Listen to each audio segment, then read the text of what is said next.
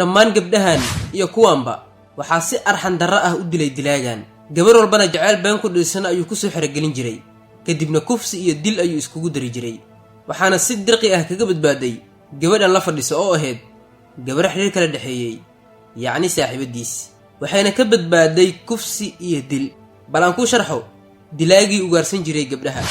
kani wuxuu ahaa wiil dhalin yar, bulshaawi, aftahanna ah, wuxuuna ahaa dilaa si gaara u bartilmaamaysan jiray gabdhaha dhalinyarada ah.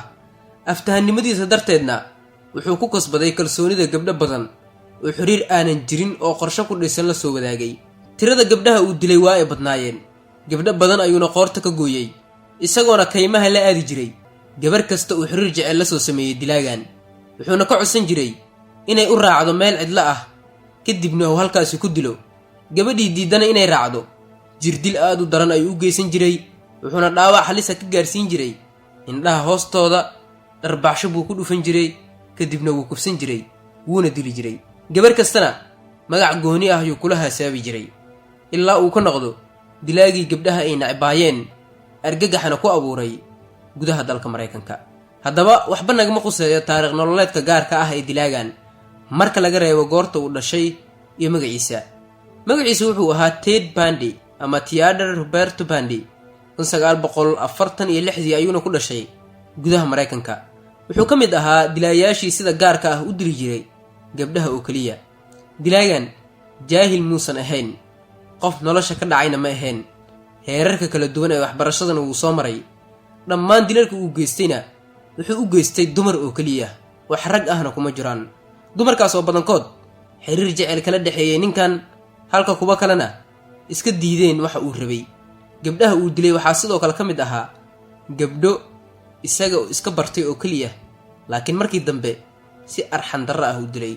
goorta sida saxda ah uu bilaaway dilka haweenka lama oga dilaagan, maadaama qaab qarsoodi ah uu u dili jiray gabdhaha.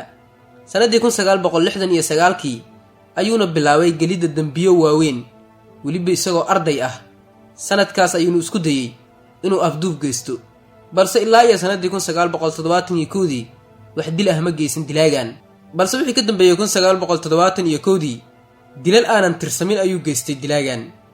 dilkiisii ugu horeeyey sida uu sheegay wuxuu u geystay 2 gabdhood oo walaalo ahaa, kuna noolaa magaalo xeebeedka Atlantic ee ku taala gudaha Mareykanka, waqti uu booqasho ugu tagay qoyskiisa. laakiin dilkaas ma ahayn mid la og yahay.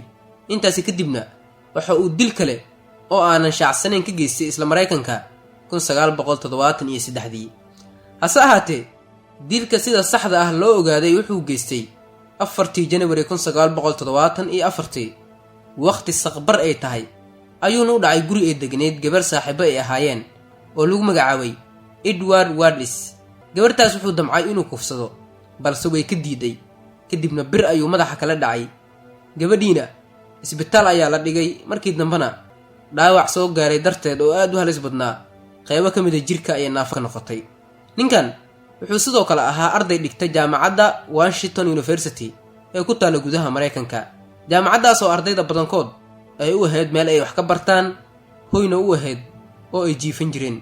ninkanna ardaydaas ayuu ka mid ahaa, laakiin jaamacadda gudaheeda ayuu ka dhex samayn jiray dambiyo waaweyn iyo gelidda dambiyo iyo inuu dilo gabdho aad u fara badan.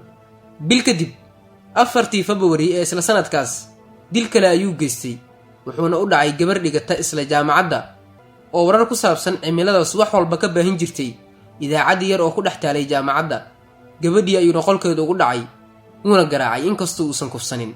ninkan qayb ka mid ah sanadii 1974 waxa uu ahaa mid dilal badan geystay. isla sanadkaasna gabdho dhiganayay college lagu magacaabo Evergreen State College oo ku yaala gudaha dalkaasi Mareykanka ayuu wuxuu ka dilay 2 gabdhood. ninkan lama fahmin, si walba ay ahaato ninkan lama fahansaneen inuu dil geysto iyo inuu dilaa yahay.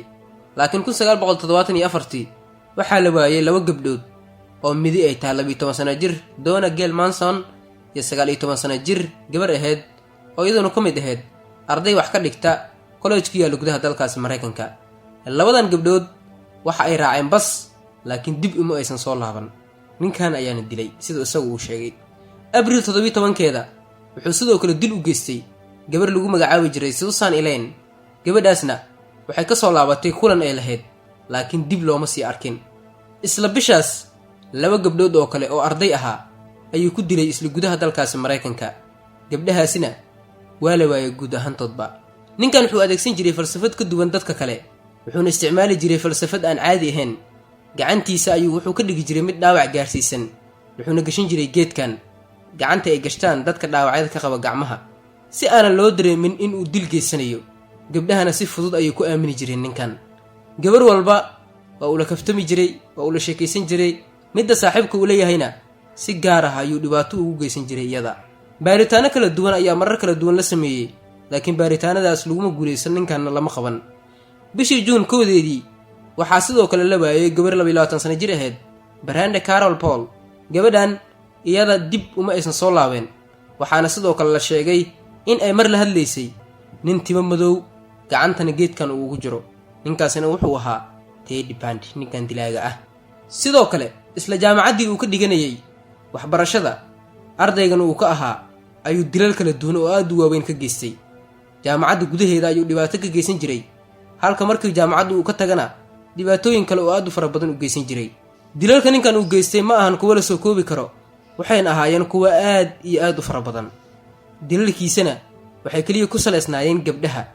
dadka uu dilay ama gabdhaha uu dilay waxaa sidoo kale ka mid ahaa gabdho kalkaalisooyin ahaa iyo gabdho iyagu goobo damaashaad u tegay inay waqti ku soo qaataan. goob ka mid a goobaha loo dalxiis tago oo ku taalla gudaha dalka Mareykanka ayuu mar tegay isagoo gacanta geedkan ugu jiro weli. kadibna wuxuu u tegay gabdho taagan goob oo 4 gaaraya. gabdhihii ayuu wuxuu weydiiyey inay u tilmaamaan meel. 4tii gabdhood ayuuna ka codsaday inay kaxeeyaan oo ay geeyaan meesha uu rabo, laakiin 3 gabdhood oo ka mid gabdhihii waa ay diideen.